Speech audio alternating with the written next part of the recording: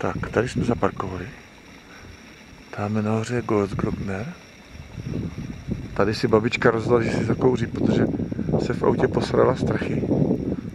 Tak aby se uklidnila, tak si šla za myslíčku. A zakouřit si. No, posaď se u nás. Je krásně jaro, sluníčko. Ve 2200 metrech. Že to cigáro chutná jináč ve 2200 metrech. Protože to je jiný tlak, tak se to jináč natahuješ. Tak. Teď bychom se mohli podívat, jak to tady vypadá. Ale museli bychom si tady prstem namalovat. Počkej, já ti to stáhnu. Prstem si tady namaluju Goldglockner takhle.